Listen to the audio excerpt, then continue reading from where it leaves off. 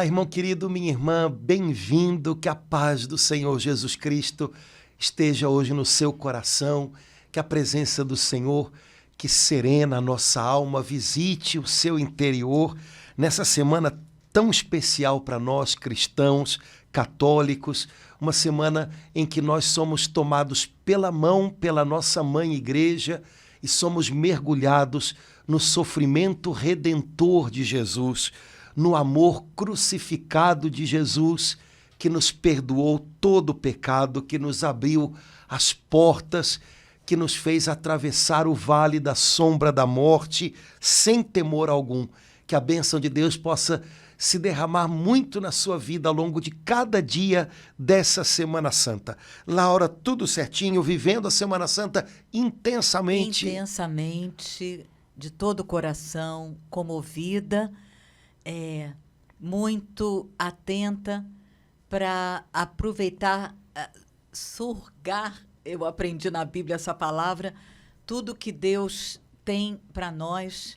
Uma quarta-feira santa, uma semana santa, cheia da graça de Deus para o Senhor, Padre Antônio. Isso.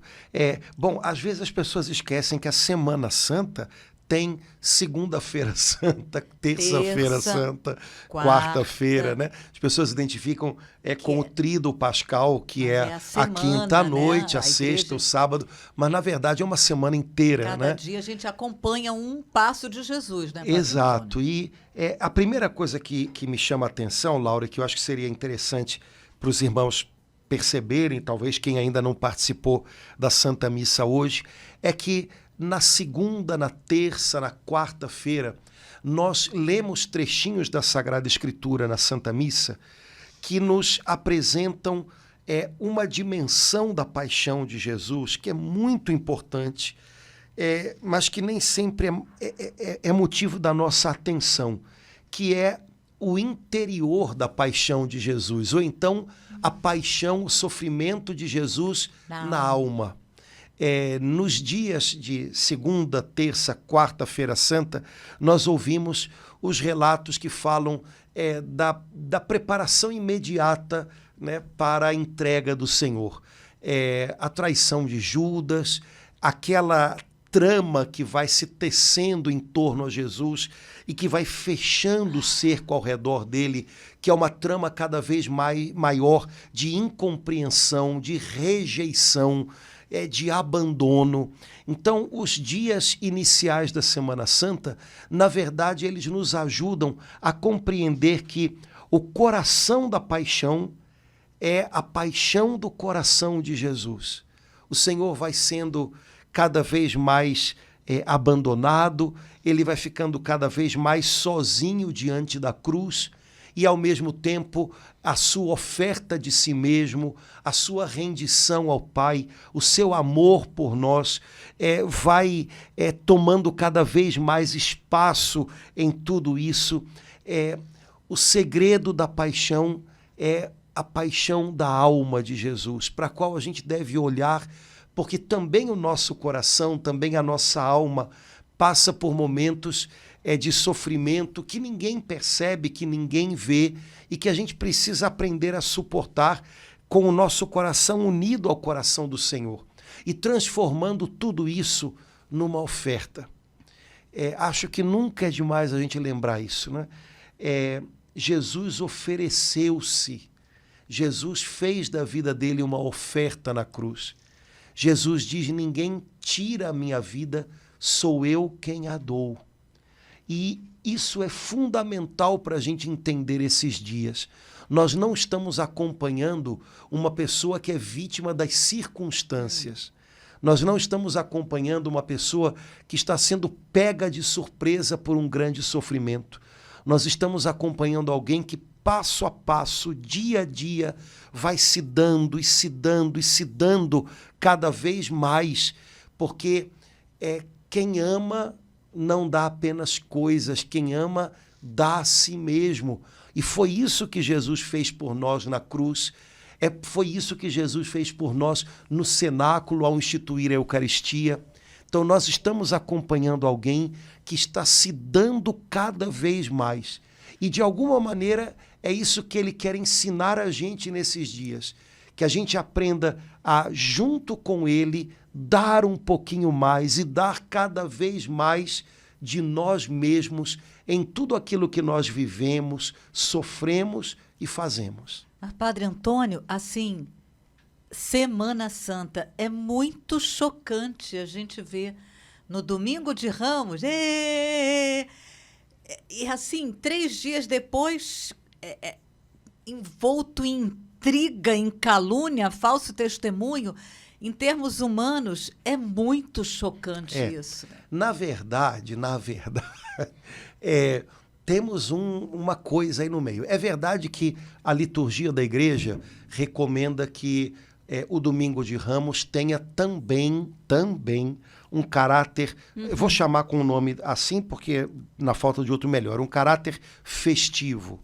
Então, o início da celebração, justamente porque é a celebração da Semana da Paixão do Senhor, recorda a entrada triunfal de Jesus em Jerusalém.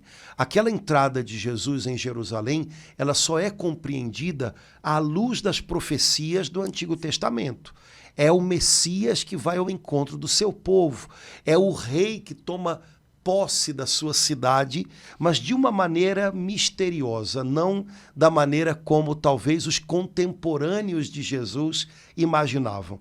Então nós participamos da alegria daquele povo que vê o seu Messias chegando.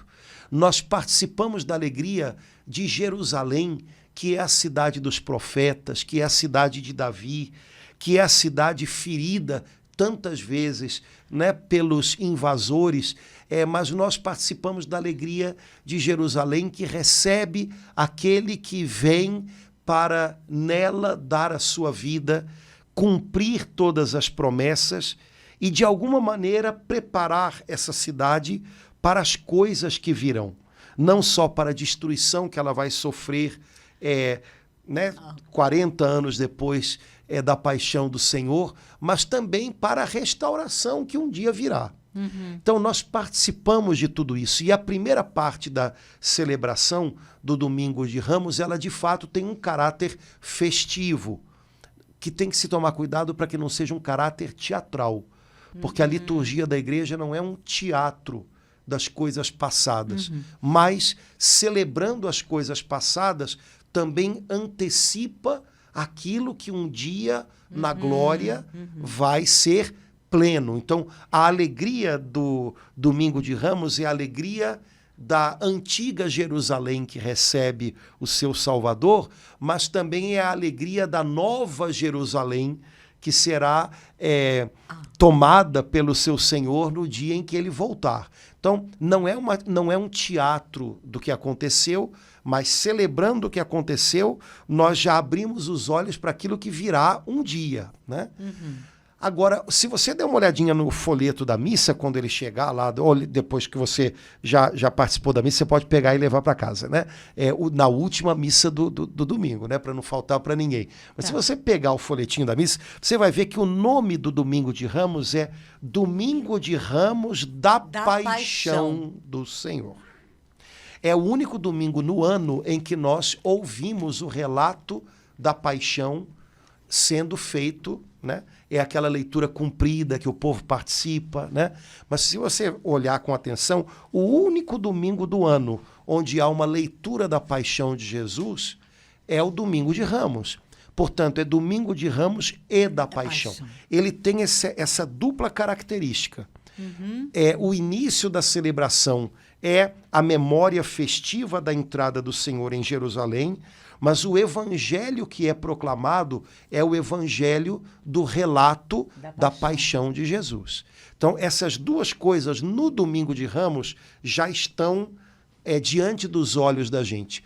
Quando Jesus entra em Jerusalém, já há uma trama sendo pensada em torno dele.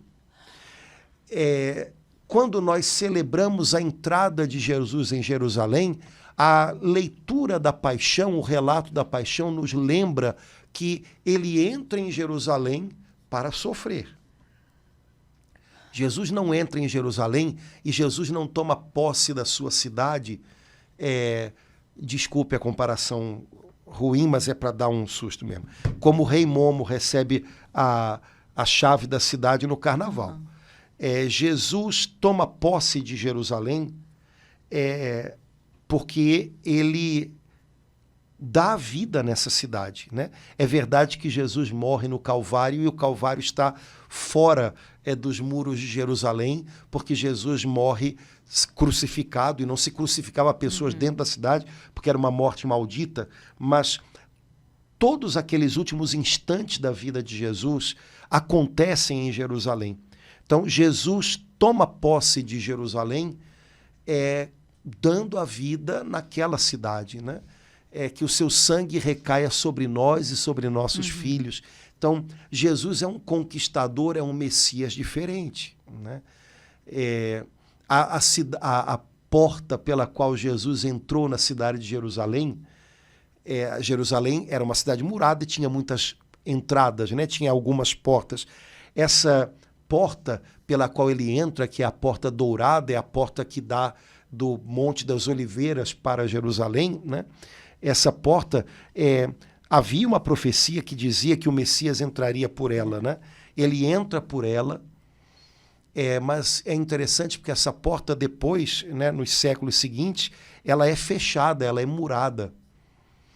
E os árabes que invadem Jerusalém, eles, em torno dessa porta dourada pela qual Jesus entrou, né, eles constroem um cemitério, porque há uma tradição entre os judeus até hoje de que o Messias entraria por aquela porta. Então, um cemitério torna um lugar impuro. Então, o Messias não entraria por um lugar impuro. Mas o fato é que Jesus entrou por essa porta, né? Mas ele entra como o Messias, mas o Messias segundo o coração de Deus. O Messias que também é o servo sofredor. O Messias que toma sobre ele o pecado do seu povo e do mundo inteiro. Então, desde o Domingo de Ramos, essas duas coisas estão, como é que a gente pode dizer, entrelaçadas. Como de fato é a vida, né? Alegria e sofrimento, uma alegria que é prenúncio de dias difíceis, assim como o sofrimento da Semana Santa é prenúncio de uma manhã da ressurreição. Tudo isso é tecido desse modo, porque a vida é tecida assim. Então, Laura, de uns anos para cá, os meus domingos de Ramos têm sido cada vez mais domingos de Ramos e da paixão. Porque uma coisa não se entende sem a outra e uma coisa não se entende bem sem a outra. Então, cuidado para não transformar o Domingo de Ramos num Domingo de Páscoa ou num pré-carnaval, porque não é isso nem de longe, né? E lembrando que não é um teatro, mas é a celebração litúrgica, portanto, que nos prende a algo que já passou, mas que também nos aponta algo que virá, que vai ser a plena realização. E nós estamos nesse caminho. Né? Então, ainda hoje, nesse nosso mundo, nesse nosso tempo, Jesus é aclamado, mas também é traído. Jesus é acolhido, mas também é rejeitado. Né? Esse é o mistério do Domingo de Ramos. Né? Até hoje, e ainda tem pessoas que falam tantas coisas como aquelas que os fariseus e os sacerdotes da época falavam. Né? Sim. Ele é amado e ele é rejeitado. Esse é o mistério. Né? Aliás, esse é o mistério da igreja, né? Porque Jesus é rejeitado, Jesus é difamado na sua igreja, né? Naqueles que o servem e que hoje passam por todo tipo de prova, de perseguição. São esses que continuam a paixão, vamos dizer assim, o mistério da paixão do Senhor continua em ato na terra, porque no corpo dele, que é a igreja, ele ainda é capaz de sofrer, né? Porque ele é a cabeça, mas o corpo somos nós. A cabeça é glorificada, Jesus, agora à direita do Pai, não sofre mais. Mas em nós ele é capaz de sofrer, porque ele é a cabeça da igreja. Então, esse é o mistério da Semana Santa, né, que de alguma maneira é vivido durante todo o ano. Né? na vida da igreja, né? De modo especial naqueles lugares e naquelas pessoas onde, por amor a Jesus, se sofre e se dá a vida, né? Se perde a vida, aparentemente, né? Uhum. Bom, então, segunda, terça e quarta-feira, nós vemos relatos da paixão da alma de Jesus. A trama, a traição, a solidão que se aproxima, a angústia por aquilo que virá. Que sofrimento esse, né? Jesus conhece bem, né? A gente às vezes fica angustiado com algumas coisas que a gente sabe que estão chegando, né? Eu imagino as pessoas que ficam angustiadas com um resultado de um exame ou um tratamento que tem que vir e não vem às vezes. Essa angústia que de alguma maneira é a antecipação de algo que está chegando. Jesus conhece isso melhor do que ninguém, né? Ele tomou sobre ele as nossas dores. Portanto, não há dor que chegue ao nosso coração que não tenha passado pelo coração dele. Então, de alguma maneira, nessa semana, a gente se aproxima tanto da compaixão do coração de Jesus, e ela pode nos ensinar tanto e pode nos consolar tanto, né? Vamos viver isso, né? E aí temos o tríduo sagrado, a quinta de noite, a sexta à tarde e o sábado santo, a vigília pascal, né? Na quinta de manhã, a gente tem normalmente a missa do crisma, que é a missa da consagração do óleo do crisma, da bênção do óleo dos catecúmenos, dos enfermos. Nesse dia, na quinta-feira santa pela manhã, sempre que é possível, os padres renovam os seus compromissos de serviço sacerdotal junto do bispo. Todos os sacerdotes numa diocese... Essa celebração, inclusive a bênção, a consagração dos óleos, ela pode ser antecipada. Em algumas dioceses, quando há muita dificuldade, porque cada padre está num lugar muito distante e todos têm que estar no seu lugar na quinta-feira de noite, o bispo pode antecipar para algum dia antes essa celebração. Aqui no Rio, graças a Deus, como é tudo muito perto, aqui se mantém a tradição de fazer essa celebração na quinta de manhã, né? Que é muito oportuno, porque quinta-feira santa é o dia da instituição da Eucaristia, é o dia da instituição do sacerdócio. Portanto, é um dia que fala muito no coração de cada padre, né? Nesse dia, Jesus instituiu o sacerdócio para a Eucaristia e instituiu a Eucaristia contando com o sacerdócio. Então, esse dia tem tudo a ver, né? E na quinta à noite nós temos o início do tríduo pascal, que é como se fosse uma grande e única celebração. A gente faz o Em Nome do Pai para iniciar a missa do lava-pés, né? E não tem bênção, né? E aí a gente só recebe a bênção final no final da vigília pascal. Então é como se fosse uma grande celebração, né? Portanto, esses dias, nós católicos, pelo menos a gente que já está caminhando um pouquinho mais, a gente deveria vivê-los como se entre uma celebração e outra, a gente estivesse dentro da celebração, né? Então, entre o final da celebração da quinta de noite e o início da celebração da sexta de tarde, é como se a gente estivesse dentro da celebração. A gente sai da igreja, mas a gente não sai do tríduo pascal.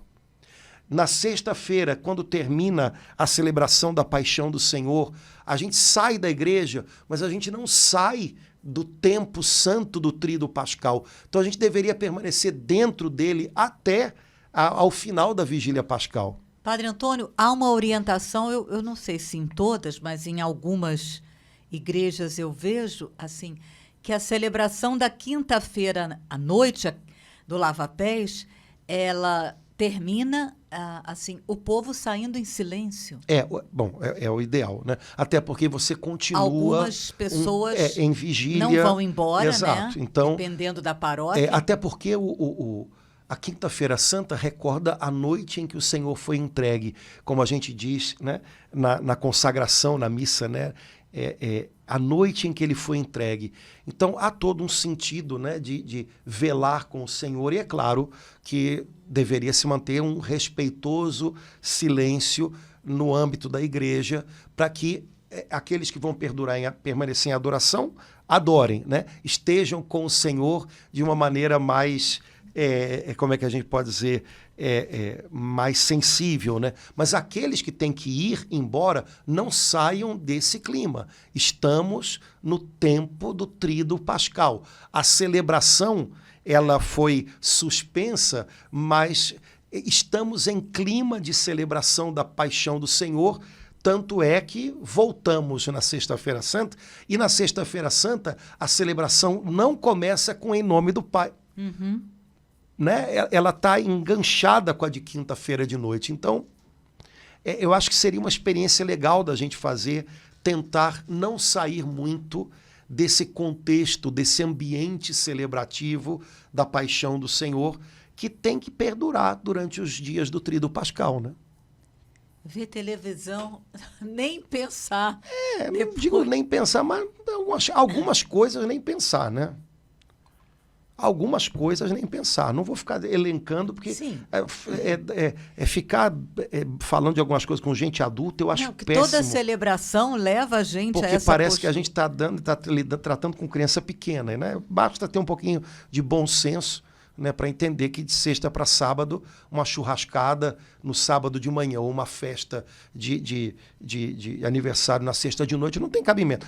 Mas quem não conhece, a gente não cobra nada. Agora, e eu? Não, gente, olha, agradeço, mas esse dia para mim não dá, depois eu passo aí e levo um presentinho. Acabou. E ninguém vai ficar chateado por causa disso, e não tem motivo para ficar chateado, e nada, né? Mas tem umas coisas que a gente não pode cobrar de quem está fora, porque aquilo não faz sentido para eles, mas para de quem está dentro a gente também não tem que ficar, vou mandar uma lista de coisas a fazer ou não fazer no Sábado Santo. Gente, pelo amor de Deus, né? Mas entendendo isso, eu acho que basta, né? A celebração começa na quinta-feira, termina no sábado de noite. Entre uma celebração e outra, a gente não pode se dispersar, né? Literalmente a palavra é essa, né? Se eu me disperso, né, eu perco uma grande chance ali, né? Por isso, lá na igreja eu brinco, Semana Santa não é feriadão, né? Então a gente lá na paróquia, a gente tem uma campanha, né? Eu não viajo na Semana Santa, né? Eu inclusive faço até um voto, né, para as pessoas que quem viaje pegue bastante chuva para onde foi viajar, para não ser teimoso. Mas não é feriadão. Feriadão vai ser agora, 21, 22, 23. Quer viajar? Viaja agora, né? Mas na semana não é feriadão. Para quem é católico, não é. Né? Que faz sentido você estar sem trabalhar, porque você está dentro desse contexto celebrativo. É por isso que a gente não vai trabalhar, não é por outra coisa, né? Então... Padre Antônio, quinta-feira, às vezes a gente chama assim, né? A missa do lava-pés, mas eu estou vendo aqui, é a missa da ceia do Senhor. A missa na ceia do Senhor e do lava-pés, né? Lembrando que o lava-pés não é também um teatro. A liturgia da Semana Santa, ela tem elementos mais visíveis, recordando os passos de Jesus, como no Domingo de Ramos, como na Quinta-feira Santa, como o beijo da cruz na Sexta-feira Santa. O risco que a gente corre é entender esses gestos como se fossem teatro, como se fossem encenações, quando, na verdade, são gestos simbólicos, litúrgicos. Não é uma encenação do que passou, mas recordando o que passou, celebrando, transformando em celebração os gestos que o Senhor realizou. Isso nos impele a viver algo com Ele, no mesmo espírito dele, e já nos prepara para a plenitude que vai vir. Então, isso não tem a ver com teatro. Teatro não faz isso, né? Num teatro, por exemplo, a gente precisa contar com pessoas que não estão sendo o que elas são, elas estão representando algo. Ora, na liturgia, ninguém está representando o que não é, isso não existe. Então, o lava-pés, por exemplo, não é um teatro. Então, o padre não está ali teatralizando um gesto de Jesus, ele está realizando o mesmo gesto de Jesus. Né? Por isso, porque não dá para lavar os pés de todo mundo que está na igreja, né? Escolhem-se 12, né? Mas não é para fazer um teatrinho dos 12 apóstolos. Eu lá na paróquia eu tenho um momento de teatrinho com as crianças que é fora da missa, mas aí é teatrinho mesmo. A gente faz um teatrinho com as crianças, né? Mas isso é uma coisa pedagógica, isso não é uma coisa litúrgica, né? E o padre lava os pés daqueles 12, no fundo representando a comunidade toda, né? O gesto de lavar pés, houve um tempo na igreja em que se pensou em considerá-lo até um gesto sacramental. Mas depois isso caiu, né? E acabou se realizando de maneira litúrgica apenas uma vez no ano. Mas, gente, não é um teatro. É algo que tem que falar profundamente ao coração de cada um. O padre ali não está representando, ele não está fazendo o papel de Jesus. Ele é Jesus, lavando os pés da sua igreja, né? Ao mesmo tempo, ele é o presidente da celebração e ele é o pastor daquela comunidade, lavando os pés do seu povo, como Jesus disse, né? Aquele que quer ser o maior tem que ser aquele que dá o exemplo lavando os pés de todos. Então o povo tem que ver o seu padre lavando os pés de alguns da comunidade, não como alguém que está fazendo um teatro. É muito mais do que isso, né? É de outro tipo, o gesto é de outro tipo. Eu estou insistindo muito nisso, porque não é um gesto para ser admirado como quem vê uma encenação, né? Então, é um gesto grandioso que diz muito. Tanto é que a igreja não prevê nenhuma fala, né? Prevê um canto, porque não precisa dizer muito. Um gesto, quando ele fala muito por si próprio, você não precisa repetir e dizer nada, né? Basta, né? Então, acho que todo mundo entende o que significa aquele momento, né? E cala muito no coração das pessoas, né? É muito forte, Padre Antônio, nessa última noite de Jesus em terra, ele ter começado, como diz o texto bíblico, né, colocando um avental, pegando uma toalha, pegando uma bacia e lavando os pés, e depois disso instituir a Eucaristia. Numa mesma noite, dois momentos tão fortes, mas antes de instituir a Eucaristia, ele coloca o avental, pega a bacia, pega a toalha e vai lavar os pés junto dos outros. É interessante porque é a missa na ceia do Senhor, é o dia da instituição da Eucaristia, mas a gente lê um evangelho que é tirado do Evangelho de São João, que não fala ou que não dá um relato da instituição da Eucaristia. São João não tem, como os outros evangelistas, o relato, Jesus pegou o pão. São João tem o relato do lava-pés, que é o que a igreja lê nessa noite. Porque, no fundo, esse é o lado de dentro da Eucaristia, né? O lado de fora é representado pela instituição. Jesus pegou o pão, né? Que é repetido em todas as missas. O lado de dentro, ou seja, a disposição de alma de Jesus, é o relato do lava-pés. Por isso a igreja coloca nessa noite, não colocando como um gesto maior ou distinto do gesto da Eucaristia, não por acaso, porque é uma vez só no ano que se lava os pés, então vamos usar esse evangelho. Não, porque no fundo você não entende uma coisa sem a outra, né? Alguns detalhes são interessantes, né? São João, ele dá o detalhe, Jesus colocou um avental, mas ele não diz em lugar nenhum depois que Jesus tirou o avental. Então é como se no Evangelho de São João, toda a paixão de Jesus, ele estivesse vivendo com esse avental. Ele colocou o avental, mas não diz que ele tirou. Então, o avental a gente sabe bem que é um paramento próprio de quem está servindo da maneira mais humilde, né? Então, tudo aquilo que Jesus viveu a partir desse momento, ele viveu como que cingido de um avental. Ele desceu para lavar os pés da humanidade toda. E é isso que ele faz na cruz. Não tinha como descer mais baixo. Então, é o primeiro detalhe bonito, né? Quer dizer, o paramento de Jesus, nesse momento em que ele vive a sua vocação sacerdotal da maneira mais perfeita, não é um paramento como nós, padres, usamos, né?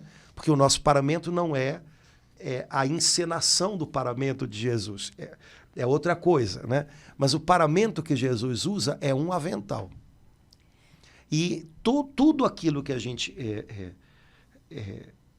usa hoje na igreja, quando o padre, inclusive, se paramenta para a missa, deveria ter esse caráter de serviço, né?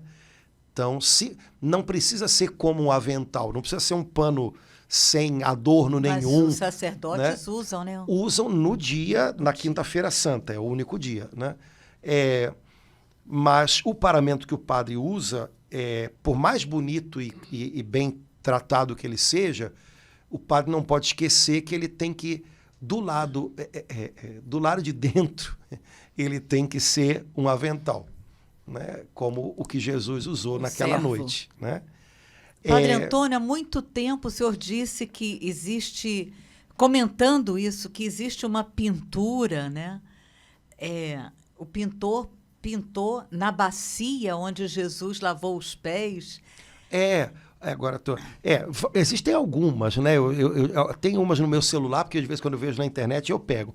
Mas eu lembro que o nosso querido Padre Piero, que durante muito tempo teve aqui no Rio, né, da fraternidade do Padre Charles de Foucault, uma vez ele pregou retiro para uma turma, para gente do clero do Rio, e ele deu um santinho. Eu tenho isso em algum lugar, ele deu para a gente um santinho, e no santinho a figura é assim, é como se a gente estivesse atrás de Jesus. Então, Jesus está debruçado, lavando os pés de São Pedro. E o rosto de Jesus, ele aparece refletido na água da bacia. Como que mostrando para a gente, olha, você quer encontrar Jesus? Você quer contemplar o rosto de Jesus? Lava os pés do teu irmão, né? Aos pés do teu irmão, você vai encontrar o semblante do Senhor, né? É uma pintura mais moderna, assim, mas é muito bonita. E é o tipo de coisa que a gente não esquece, né? Porque ele deu num retiro e era um padre muito querido de todos, então, e que vivia aquilo, né? Então a gente não tinha como não guardar, né? Mas me parece que é uma boa... Quem teve essa ideia teve uma excelente ideia, né? Às vezes a gente imagina encontrar o semblante de Jesus em coisas muito... Não, às vezes o semblante de Jesus está refletido no serviço da gente àquele irmão que precisa da gente, né? A quem a gente está lavando os pés, né? Que é um gesto que diz tanto, né? Então, a Quinta-feira Santa, eu acho que por essas coisas ela diz muito. Eu lá na paróquia sempre faço um desafio para o pessoal, porque Sexta-feira Santa é um dia em que naturalmente as pessoas lembram de ir à igreja. É feriado, é o dia que a gente lembra, é a morte de Jesus, Sexta-feira Santa, né? Então, mesmo quem não é muito frequente na igreja, acaba indo, né? E é bom que vá, né? Zero problema. Mas eu falo, pessoal, gente, olha só, só entende a sexta quem vive a quinta.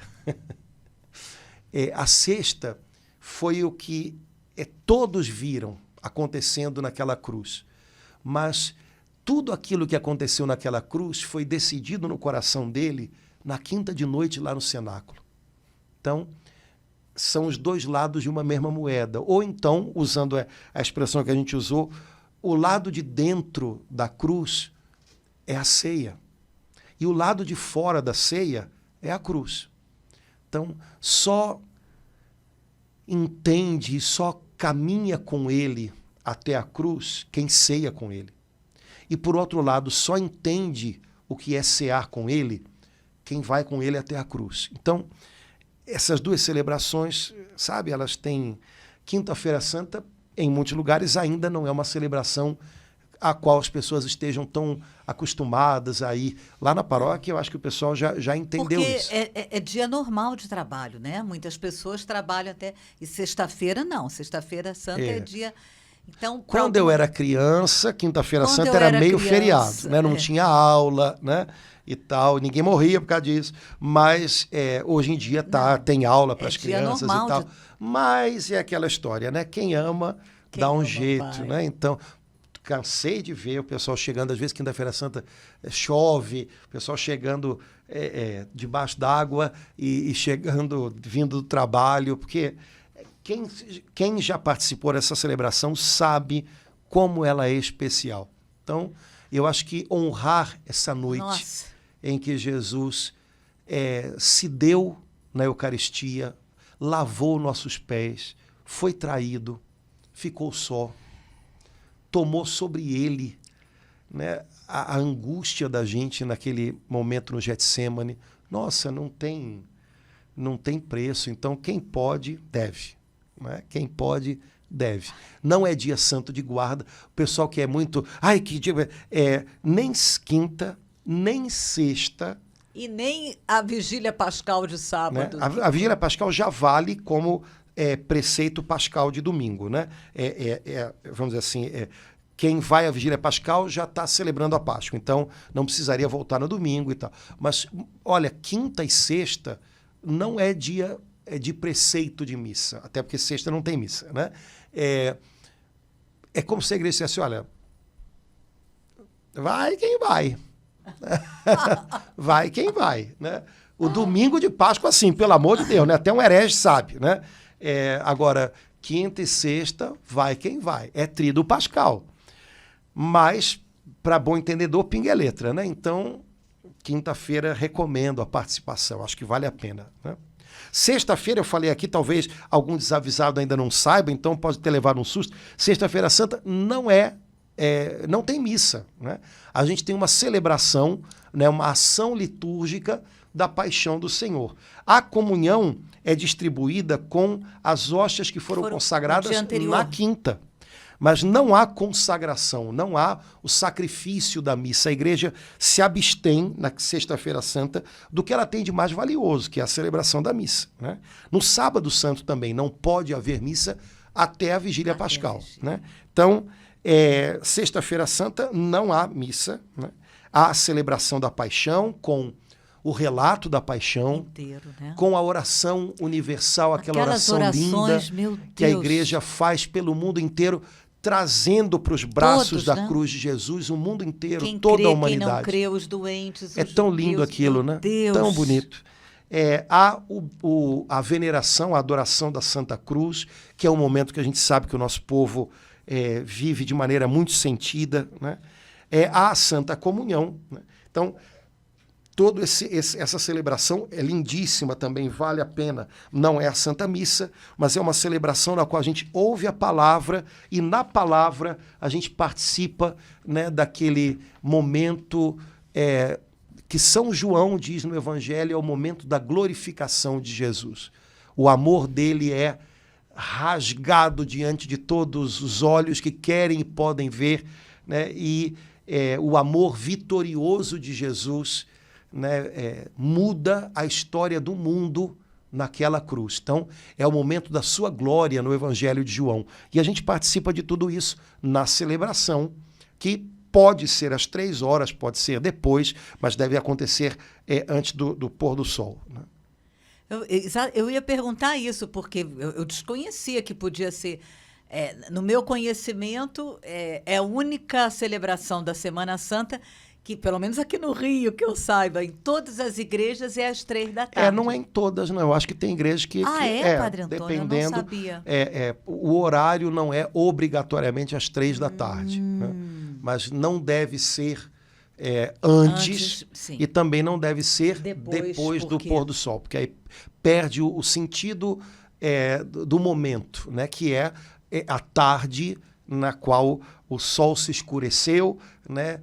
Houve trevas em toda a terra porque Jesus estava morrendo. Então, tem coisas que devem ser mantidas nos horários delas, assim como a vigília pascal não deve ser celebrada antes, né, do entardecer. Então, tem umas coisas que, se a gente muda muito do horário, perde um pouquinho do significado que elas têm, né?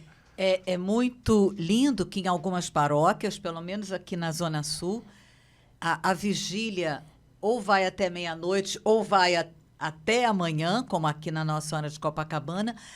E na sexta-feira, eu digo de quinta para sexta, e na sexta-feira, a partir de 8 horas, em cada hora, uma pastoral, um horário, tem adoração silenciosa. Não sei, acho que na paróquia... Isso são os costumes muito de cada região, de cada paróquia.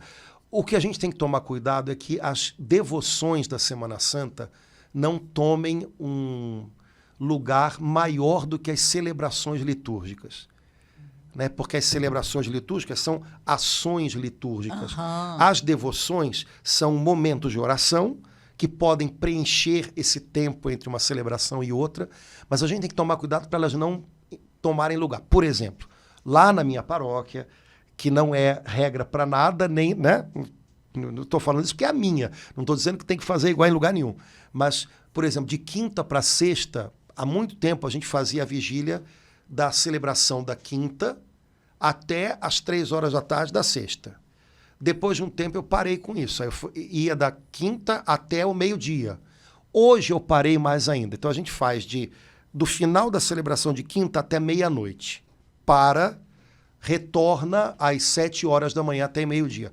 Por quê? Porque a vigília por excelência do tríduo pascal é a vigília pascal. Sim. Se eu faço uma vigília que mobiliza a paróquia a noite toda, na quinta, quando chegar no dia seguinte, eu tô fazendo a coisa, entendeu? Então, esse estar com o Senhor no Santíssimo, isso é previsto pela igreja, não é previsto uma vigília prolongada, isso pode ser feito. E a gente sabe que em alguns lugares isso é uma prática arraigada e não tem nada de errado. Mas eu percebi lá em casa que às vezes tomava um caráter do pessoal querer estar lá fazendo adoração e às vezes ficava uma coisa... Peraí. A vigília por excelência é a vigília pascal. Vigília pascal. Né? Se a gente deixa tombar demais a coisa para o outro lado, com uma devoção que não é uma celebração litúrgica, fica meio... Entendeu? Então tem que ir, vai com calma, né? A mesma coisa, as coisas que se podem fazer na sexta e no sábado. Então, por exemplo, procissão do Senhor morto, a gente faz e tal, mas a celebração que lá a gente faz às 15 horas, da Paixão do Senhor, isso é o centro da Sexta-feira Santa. Não é a procissão. Né? A celebração litúrgica é o coração daquele dia, não a procissão.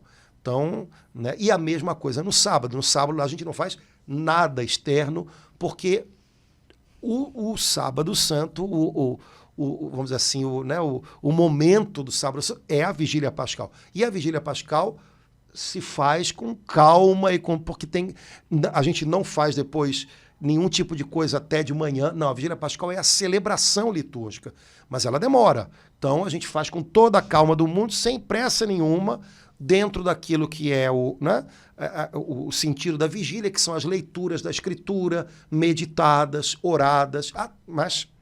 Então, a celebração litúrgica ela tem que dar o tom da Semana Santa.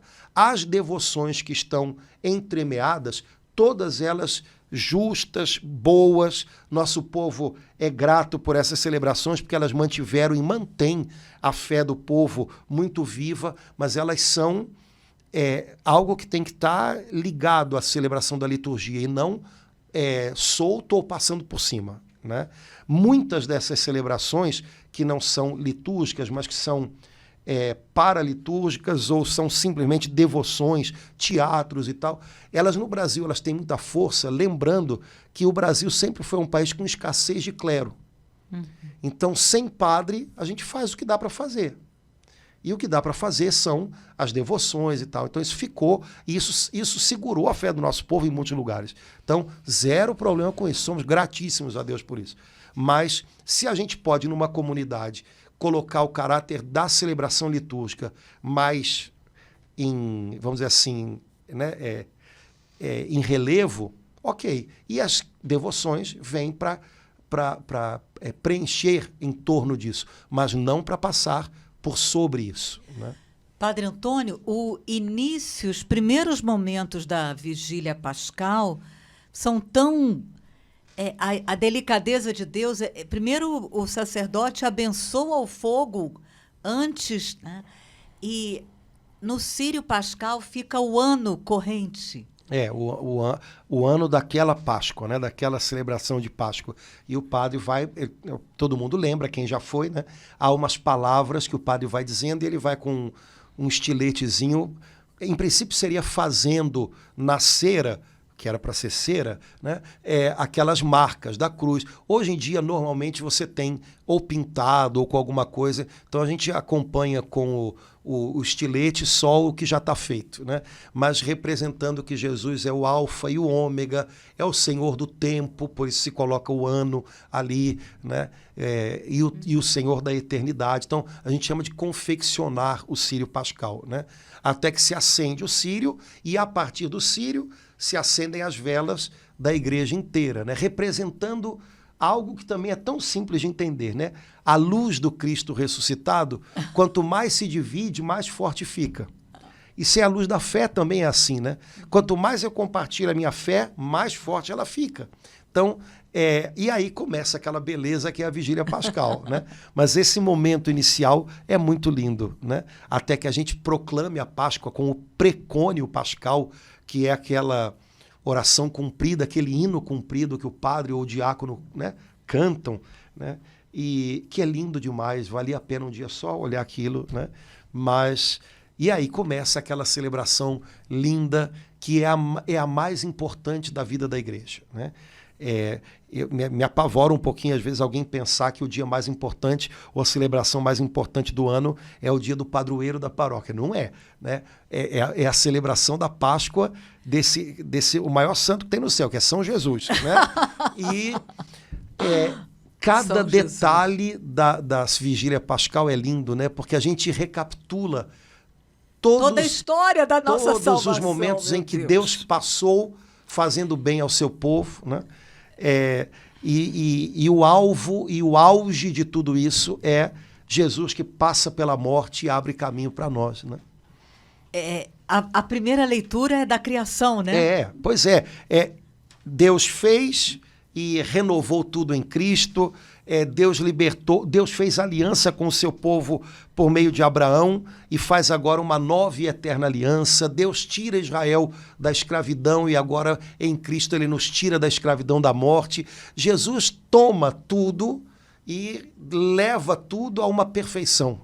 Padre Antônio, eu lembrei disso porque a leitura do ofício das leituras, meu Deus, eu acho que é a mais bonita do ano. Pode me corrigir se eu estiver errado. A do domingo de Páscoa, eu esqueci o nome daquele autor. Melitão. Que Jesus, na mansão dos mortos, ele vai primeiro a Adão e Eva. Meu Deus, o que é isso? E levanta Adão e Eva, né? É muito lindo tudo que a igreja vive nesse dia, porque a igreja é como se ela dissesse em cada celebração: Ele é a nossa riqueza, Ele é a nossa vida. Eu estava conversando com você antes da gente começar, e vamos parar já já, porque senão o pessoal vai embora, mas de um livro que eu estou lendo, né, de um homem que não é crente, mas é um crítico de arte, e ele comenta obras de arte, obras-primas cristãs, e ele fala da beleza que está escondida naqueles símbolos artísticos todos, né? E o livro, de fato, é bonito porque você percebe que aquilo toca o coração daquele homem, mas ele se declara não crente. E aí eu percebo, lendo esse livro, ele tem ótimas ideias, ele reconhece que a mensagem cristã é belíssima e é profunda, falta para ele essa carne e esses ossos ressuscitados que são o segredo do cristianismo, né? A igreja não celebra uma ideia na Páscoa, a igreja celebra alguém que morreu, ressuscitou, está vivo para sempre, né? E é o princípio de uma nova criação, de um novo mundo. Então a igreja usa as coisas mais lindas que ela tem na celebração da Páscoa, no Sábado Santo, no domingo da Páscoa, para dizer isso: Ele é a nossa vida, Ele faz tudo recomeçar, Ele dá sentido a tudo. Então, no fundo, é um hino de amor da igreja, que é a noiva, ao seu noivo, Jesus, né? Que dá de presente para ela, não coisas, mas a sua própria vida, né? Então, amém. Vamos viver isso tudo com o coração bem aberto, porque é lindo demais. Beleza?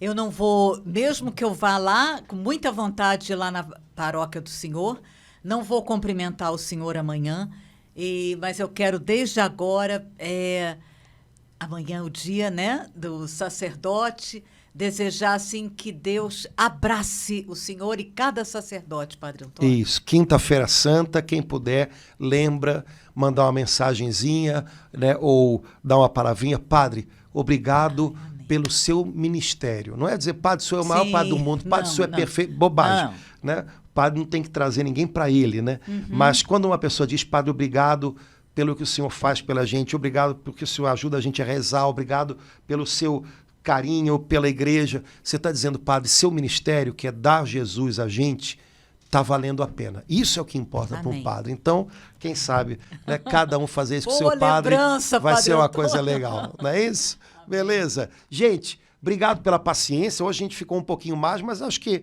valeu a pena, né? Então, Quarta-feira Santa. Pois é, né? Valeu. Deus abençoe. Um grande abraço. Até a próxima.